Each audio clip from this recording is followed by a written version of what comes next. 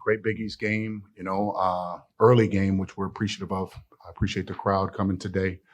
Today was about how do we respond to a really, really hard game we played at Marquette. Being down AJ, obviously the game changes a little bit. Your style changes a little bit with respect to offensive synergy and continuity. We definitely felt his loss even today. But in particular, in the second half, I thought our players responded. And that was the word we used all the last couple of days. How do we respond? We responded to, obviously, a tough loss, and then we responded during the game. I think they had a 5 or 6-0 run to start the half. We called timeout. And I thought the guys were able to bounce back and respond. And I thought we had a lot of contributions up and down the lineup. I was really happy the way we defended, in particular, Champagny, who I think is one of the more elite scorers in college basketball. He reminds me of an old school Alex English, for those of you who are basketball savants. All right. Alex English was a hell of a scorer, just did it with ease. And, Mike's teams are hard to prepare for. They scratch at the ball. They turn you over, they speed you up a little bit. They're a great basketball team and really, really well coached. So I was proud of our men on how we responded. I also was really proud of how Nate Watson responded. Nate's been, hasn't been himself, criticized for this, criticized for that, but I thought he was a man today. I thought he played the way we need him to play in order for us to continue to build and try to get to that next level. He was a man. Actually, I felt like a proud dad looking at him like, there's my guy. He was a man out there. I'm like, my man. Whew, that was powerful. But anyway, I don't want to go off on a tangent there. And then I thought 2 big shots of the game was made by this guy over here. I thought Minaya's energy defensively, and then his 2 big threes were just backbreakers, the one from the corner and then one right in front of the bench. So good team win. We have a really quick turnaround before we head to Omaha. Because we had a lot of games in a short period of time, given the rescheduling of the games on what this virus is doing to us in athletics. So good Friar win. We're going to enjoy this one here. And I can't wait to see my kids and, my son and my wife and some friends that are up. Hopefully he can buy dinner tonight because I ain't paying for it. Was Nate kind of disappointed when he played like 8 or 9 minutes in the first half? He kind of accepted that as a challenge to come up and serve himself second half. I don't know if he was disappointed because I think he had foul trouble, if I'm not mistaken. I thought he had 2 fouls, and in particular with big guys, it's hard to play big guys that are that physical with 2 fouls in the first half. You know what I mean? They run into people by accident and could pick up a foul. So, and again, we got more than enough quality depth there to give us the person that could, withstand a run somewhere. Hey, you mentioned the free throw line 15 times in the first half, and only 2 assists on 11 baskets. How much was that a point of emphasis? Well, it was, but again, when you look at the way Mike's teams defend, they force you to make another play. I'm saying, so they're taking away a lot of your different options. So you got to try to play downhill and play in front of the rim. So you may not have as many dump downs or offensive efficiency with respect to the way they defend, because they're going to take away a lot of your stuff. You got to play more basketball against them have set-oriented stuff. You guys want to get to the line as much as you can. Huge discrepancy today. Is that more you guys being aggressive or St. John's the way they play? I think it's a combination of both, because we do make it a point of emphasis to try to get to the free throw line. Our goal is always to try to make more than another team attempts. That's something that's been in our organization since we've been here. So hopefully we can continue to do that. And again, late in the game, putting them on the line, gambling a little bit, those games are hard to officiate. Those games, swiping, grabbing, so credit the officials for the job that they did.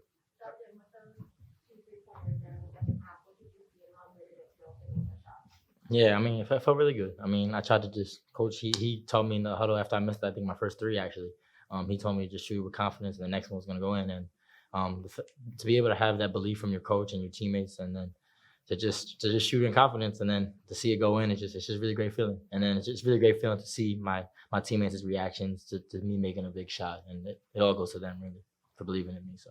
Justin, what does it mean to you to be one of coach's go-to guys, even though it's your first Yeah, year? it means a lot. It means a lot.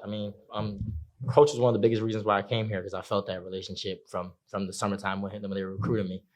And he told me to trust him, and I did. And I was able to really trust him, and I really believed in what he was telling me and his view of me for this team. How tough is it to keep Champagne No, under control? he's tough. He's very tough. He's probably one of the toughest guys I've had to guard in my career. I just tried to just stay in the moment. I just tried to make him work for everything he can get. The coaches did a great job preparing me for what he does. Just any type of details that he did, I was prepared for it. And he's a great player though. So. And as a whole on offense, what does it say about your group to score 83 without AJ? Says a lot and only make 3 threes, especially coming off of the performance. I thought we scored 32 points at Marquette. I don't know what it was. I couldn't get on that damn plane fast enough. It says a lot about the character of the group, to stay with it. It's a long season that goes fast, and we're already past the halfway point of the season, right? So, and again, with 5 or 6 games coming up in the next 15 to 16 days, these games are going to come real fast. So you got to try to take advantage of these when you got them. Justin, Jared said this week you guys sort of have a little players only meeting. Can you kind of share what some things you talked about after Marquette? Yeah, no, I mean, we kind of just talked and just said the biggest thing was to respond. That was our biggest thing. Our biggest mindset was respond. It was a tough loss, but I mean, going through college for 4 years, you realize there's ups and downs in the season, and whatever happened today, nobody's even talking about it in 2 days, anyways. So that's why we try to stay in the moment. Don't forget about it, but use it for motivation for this game. Any thoughts on your 300th win? Does it seem like the first one was just like yesterday, or? Seems like yesterday, when you do something that you love and you're at a place that you love and you're working with people that give you the opportunity to do this, it's amazing. I never saw this coming at all. I think it's a credit to my family, because you take a lot away from your family when you're not home, and all of us go through that. But it's just a number. But the fact that you can get to that tells you people believe in you, people trust you. You have a great staff, many, many coaches that have helped you get there. This is not a 300th win for me. This is a family win. This is a program win. It's a Providence win. The many people that support you, I never saw that coming.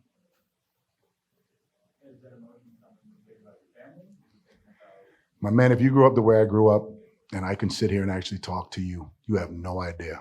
You have no idea. Zero. The percentages say you're not supposed to be sitting here, man. Zero. Hey, what's it mean to have that kind of longevity? This is business and so much, so much turnover and coaches. From the guys who, who look like you, showing the fact that you've gotten. What's it mean to have that kind of longevity? There's a lot of luck that goes into it. I appreciate Coach Skinner for giving me a job at the University of Rhode Island when you're transitioning out of teaching and changing a full career. Luck, support, staffs, good players, your family. And I use that word a lot because, you take away a lot from your family. You know what I mean? You miss your daughter's dances, your son's games, birthdays, Christmases, Valentine's Day. Like, that's real, The fact that I've been a head coach for 16 years, I thought I'd get fired after the first game. Honest to God, I know what the hell I was doing. So over the period of time, you get lucky. You come to home and they give you a chance to do something special in your backyard. It's real, man. You know what I mean? And there's no qualms about emotion. I'm very, very fortunate to work here. And everybody who works in athletics, in particular college basketball, everybody worries about, when our next win is. I'm just happy to go to practice tomorrow, inspire young men to be the best that they can be, that one day too, the people that didn't believe in them, they can live a dream beyond their belief. The fact that I'm sitting here and you asked me that question, you couldn't ask me that 25, 26 years ago, because I'd have said, yo, man, I'm just trying to make it through the day. I haven't talked to our medical staff today. It is improving. Is it improving for him to do his job? I don't know, but we're definitely going to need him. We're definitely going to need him. And wow, that one caught me off guard when you asked me that. Sorry about that. Right now, I ain't thinking about AJ Reeves. Any other questions? So Justin plays 40 minutes today. You talk so much about how you guys are so young and you want them to play so much, and you know they can play such a time. What does it mean going forward if Justin playing those 40 minutes, locking down that primary score? Again, I'm the wrong guy to ask for that, seriously. I love your question. Bryce Cotton played 41 minutes a game. 41 minutes a game. The game's only 40 minutes long. I think we had 5 double overtimes, whatever it was. And I asked him in there, and I think I asked you on the bench, I said, how you feeling? Breathe. These are long timeouts. I don't believe in taking guys out of games if they don't have to come out. I don't believe in that. I'm the wrong dude to ask. And if he gets tired, that's his damn problem. You know, I'll call a timeout. I need him on the floor. And I don't think I'm taking him off the rest of the season. So you just got him some more minutes. So you owe Oh him. my God, appreciate it. All Appreciate it, bro. right. Kevin, wanted to ask about, wasn't a great day shooting the ball, but he had 13 rebounds. How much is that credit to him to not let one area of the court affect him on the other end? We got a veteran team. Noah's been in a lot of games, man. You know, he doesn't let, you know, the moment, you know, he's very stoic in his approach. He wants to impact the game. Right now, Providence College is trying to win the next game. And whatever we got to do collectively to get there, whatever we got to contribute, whether it's getting a deflection, an open three, a layup, you know, nobody talked about the game changer, this whole game changer. And that was Jared Bynum. Jared came in and changed the whole complexity of the game. In the first half, then the second half, you know, we purposely want to try to bring his energy off the bench, right? Y'all missed the boat on that one. That should have been one of the first questions y'all asked. Not that I'm trying to do your job, because I'll be damned if all you don't try to do my job. Coach, your team was down 5 with about 14 and a half left in the second half. If you fast forward 10 minutes, you guys are up 12. What would you say, what would you attribute to that? Coaching. No, I'm only trying. What would you say was the catalyst?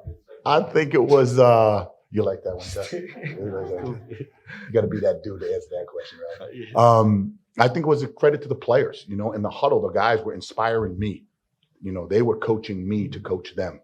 So when you have a player-centric organization where the players' voice is greater than the coaches, you're going to have success because they have ultimate buy-in.